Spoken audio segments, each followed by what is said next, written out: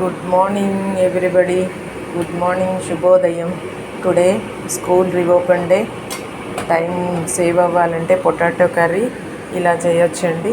నేనైతే ఇలా చేసేసుకుంటా. టమాటోస్ పక్కన మగ్గుతూ ఉంటాయంటే ఫస్ట్ పొటాటోస్ని వేసేసి కట్ చేసేసి అవి మగ్గుతున్నప్పుడు ఇంకా మళ్ళీ పచ్చిగా వేసేస్తే ఇవి మగ్గిన తర్వాత బాగోదండి కర్రీ.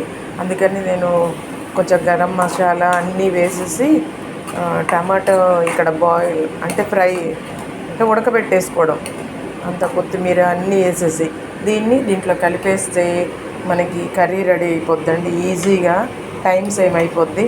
ఇవి మగ్గేదాకా ఉండడం అవి అవసరం లేకుండా ఒక పక్క రైస్ అయిపోతుంది. ఎగురన్నం పెట్టేశాను.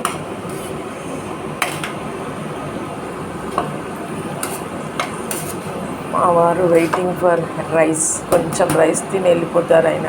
ఇడ్లీ అంతా టిఫిన్ చేసేంత టైం ఉంటుంది బాబు. అన్నం తినేస్తారు.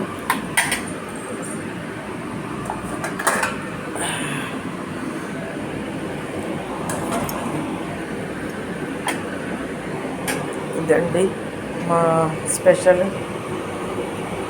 తర్వాత క్లీనింగ్ ఉంటుంది. ఒక్కసారి క్లీన్ చేసి మళ్ళీ గ్యాస్ని చూడండి ఎలా పడిపోయిందో, అంత ఆయిల్ పడిపోద్ది కదా. మళ్ళీ క్లీన్ చేసేసి ఎంత చిమ్నీ ఉన్నా కూడాను ఎలా అయినా పడుతుంది. మగ్గిపోతుందండి. ఒక 5 minutesలో మగ్గిపోద్ది.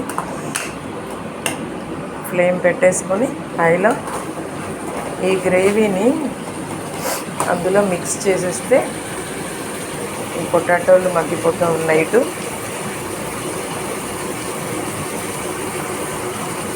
కొంచెం జీరా వేసండి. జీరా వేస్తే మంచిదన్నమాట కర్రీస్లో. ఫస్ట్ ఆనియన్స్ వేసే ముందు లైట్గా జీరా వేసేసి, పొటాటో కర్రీ అయితే చాలా స్పెషల్ జీరా. వాతం కూడా చేయదు. పొటాటోస్ తింటే వాతం వస్తుంది అంటారు కదా, వాతము అనేది చేయదన్నమాట జీరా.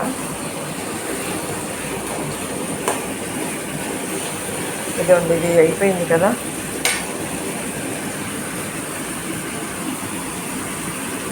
దాన్ని అందులో మిక్స్ చేసేయడమే కర్రీలో. మీరు ట్రై చేయండి.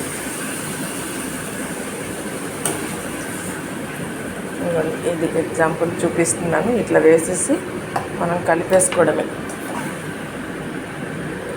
ఈజీ మెథడ్ అండి ఇది. కర్రీ మొత్తం టోటల్గా వేసేసి కలిపేసుకోవడమే. కొంచెం ఆయిల్ ఎక్కువ పడ్డది, అంత వెయ్యండి. రోజు కొంచెం హడావిడికి ఆయిల్ ఎక్కువ పడిపోయింది. రాయండి.